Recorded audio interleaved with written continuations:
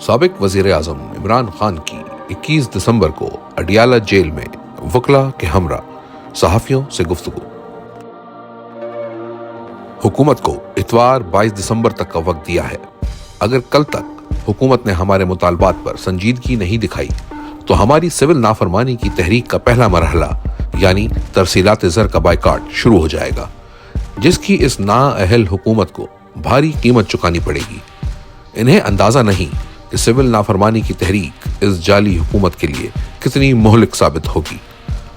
اگر حکومت ہمارے مطالبات پر سنجیدہ ہے تو فوری طور پر مذاکرات کا آغاز کرے۔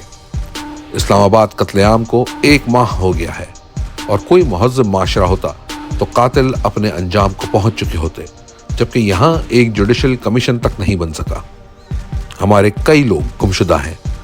جب تک ہمارے لاپتہ لوگوں کی تصاویر کے ساتھ تفصیلات نہیں شیئر کی جاتی کہ وہ کہاں کہاں ہیں، تب تک حکومت کی کسی بات پر یقین نہیں کریں گے۔ ملٹری کورٹس کے ذریعے سیاسی ورکروں کو سزائیں دینے سے بہتر ہے کہ ملک میں لگے مارشل لا کا باقاعدہ اعلان کر دیا جائے۔ 9 مئی کے ذمہ دار وہ ہیں جنہوں نے CCTV فوٹیجز چوری کی، جنہوں نے لوگوں پر گولیاں چلائیں، وہی جج، جوری اور جلاد بنے سزائیں بھی سنا رہے ہیں۔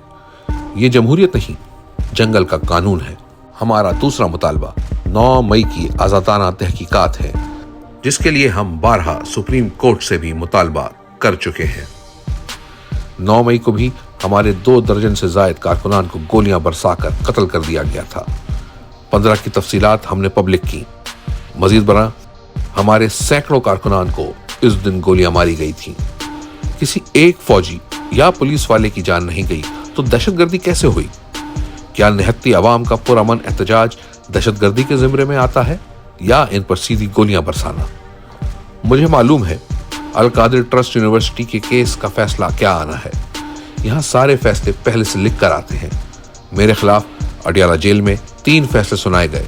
تینوں فیصلے اعلیٰ عدالتوں میں ختم ہو گئے کیونکہ سارے کیسز جھوٹے اور بے بنیاد تھے۔ حکومت کی غیر سنجیدگی سے میرا نہیں، ملک کا نقصان ہو رہا ہے۔ لوگوں کے گھروں میں ماتم ہو رہا ہے۔ ہمارے لوگوں کی اگر کوئی مجبوری ہو تو بند کمرے میں مذاکرات کریں۔ 26 نومبر قتل عام کے قاتلوں اور سہولت کاروں کے ساتھ تصاویر نہیں بنانی چاہیے۔ ہمارے جو لوگ گرفتار کیے گئے ہیں انہیں سخت سردی میں اٹک جیل میں تمبوؤں میں رکھا گیا ہے، جو کہ نہ صرف قانون بلکہ انسانیت کے بھی خلاف ہے۔ ہمارے ILF وکلا کی ٹیمز مزید متحرک ہو کر ان کو ریلیف دلوائیں۔ ہمیں امید تھی کہ قاضی فائز عیسیٰ کے جانے کے بعد ہمیں سپریم کورٹ سے انصاف ملے گا، لیکن مافیا نے ممبران پارلیمنٹ کے اغوا کے ذریعے آئین میں ترمیم کر کے عدلیہ پر قبضہ کر لیا، اور اب عدلیہ کو سیاسی انتقامی کارروائی کے لیے استعمال کیا جا رہا ہے۔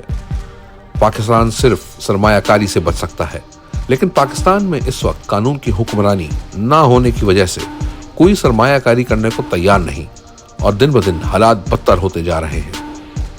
ملکی مفاد شخصی انا اور ایکسٹینشن کی بھیٹ چڑھ رہا ہے۔ حالات کی بہتری کا صرف ایک ہی ذریعہ ہے کہ اقتدار عوام کی نمائندہ جماعت کو سونپا جائے، تاکہ سیاسی اور نتیجتاً معاشی استحکام کی راہ ہموار کی جا سکے۔